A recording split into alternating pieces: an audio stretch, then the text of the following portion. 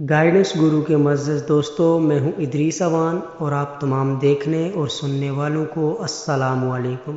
محترم ناظرین، بدر مدینہ منورہ سے تقریباً 80 میل کے فاصلے پر ایک گاؤں کا نام ہے جہاں زمانہ جاہلیت میں سالانہ میلہ لگتا تھا۔ یہاں ایک کنواں بھی تھا جس کے مالک کا نام بدر تھا۔ اسی کے نام پر اس جگہ کا نام بدر رکھ دیا گیا۔ اسی مقام پر جنگ بدر کا وہ عظیم معرکہ ہوا جس میں کفار قریش اور مسلمانوں کے درمیان سخت خون ریز لڑائی ہوئی اور مسلمانوں کو عظیم الشان فتح نصیب ہوئی۔ قرآن مجید میں اسے یوم الفرقان فرمایا گیا۔ اسلام کے 313 جانبازوں نے کفار مکہ کے 1000 کے لشکر کو مات دی، حالانکہ ان کے پاس صرف 2 گھوڑے تھے، یعنی فوج میں سوار سپاہیوں کی تعداد 2 تھی، شمشیریں اور تلواریں نہ ہونے کے برابر تھی۔ ناظرین، 17 رمضان 2 ہجری جمعۃ المبارک کا بابرکت دن تھا جب غزوہ بدر رونما ہوا۔ قرآن مجید میں اسے یوم الفرقان فرمایا گیا۔ اس جنگ میں مسلمانوں کی تعداد 313 تھی، جن کے پاس صرف 2 گھوڑے، 70 اونٹ، 6 زرہیں اور 8 تلواریں تھیں، جبکہ ان کے مقابلے میں لشکر کفار 1000 افراد پر مشتمل تھا، جن کے پاس 100 گھوڑے، 700 اونٹ اور کثیر آلات حرب تھے۔ جنگ سے قبل رات حضور اقدس صلی اللہ علیہ وسلم نے اپنے چند جانصاروں کے ساتھ بدر کے میدان کو ملاحظہ فرمایا اور زمین پر جگہ جگہ ہاتھ رکھ کر فرماتے، یہ فلاں کافر کے قتل ہونے کی جگہ ہے اور کل یہاں فلاں کافر کی لاش پڑی ہوئی ملے گی۔ چنانچہ راوی فرماتے ہیں ویسا ہی ہوا جیسا فرمایا گیا تھا، اور ان میں سے کسی نے اس لکیر سے بال برابر بھی تجاوز نہ کیا۔ سبحان اللہ!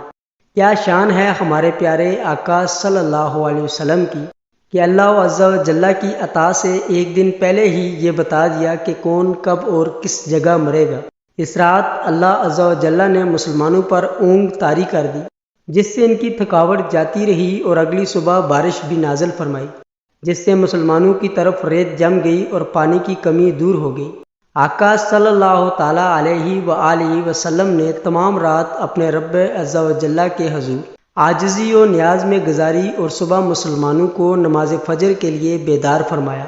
نماز کے بعد ایک خطبہ ارشاد فرمایا جس سے مسلمان شوق شہادت سے سرشار ہو گئے۔ حضور رحمت دو عالم صلی اللہ علیہ وسلم نے پہلے مسلمانوں کی جانب نظر فرمائی، پھر کفار کی طرف دیکھا اور دعا کی کہ یا رب، اپنا وعدہ سچ فرما جو تو نے مجھ سے کیا ہے۔ اگر مسلمانوں کا یہ گروہ ہلاک ہو گیا تو روئے زمین پر تیری عبادت نہ کی جائے گی۔ اللہ عز و جل نے مسلمانوں کی مدد کے لیے پہلے 1000 فرشتے نازل فرمائے، اس کے بعد یہ تعداد بڑھ کر 3000 اور پھر 5000 ہو گئی۔ پیارے آقا صلی اللہ تعالیٰ علیہ وآلہ وسلم نے کنکریوں کی ایک مٹھی بھر کر کفار کی طرف پھینکی جو کفار کی آنکھوں میں پڑی۔ جانصار مسلمان اس دلیری سے لڑے کہ لشکر کفار کو عبرتناک شکست ہوئی۔ 70 کفار واصل جہنم اور اسی قدر یعنی 70 کفار گرفتار ہوئے، جبکہ 14 مسلمانوں نے جام شہادت نوش کیا۔ محترم ناظرین، غزوہ بدر میں جام شہادت نوش فرمانے والے صحابہ کرام کے اسماء مبارک یہ ہیں: حضرت عبیدہ بن حارث، حضرت عمیر بن ابی وقاص، حضرت عمیر بن عبد عمرو، حضرت عاقل بن ابی بکیر، حضرت میجہ مولا عمر بن الخطاب، حضرت صفوان بن بیضا، حضرت سعد بن حیثمہ، حضرت مبشر بن عبد المنذر، حضرت حارث بن سراقہ، حضرت عوف بن عفرہ، حضرت معوذ بن عفرہ، حضرت عمیر بن حمام، حضرت رافع بن محلہ اور حضرت یزید بن حارث۔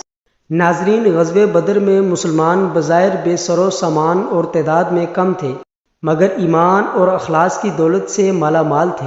ان کے دل پیارے آقا صلی اللہ تعالیٰ علیہ وآلہ وسلم کی عشق و محبت اور جذبہ اطاعت سے لبریز تھے، اور اللہ عز و جل کی مدد اور پیارے آقا صلی اللہ تعالیٰ علیہ وآلہ وسلم کی دعائیں ان کے شامل حال تھی۔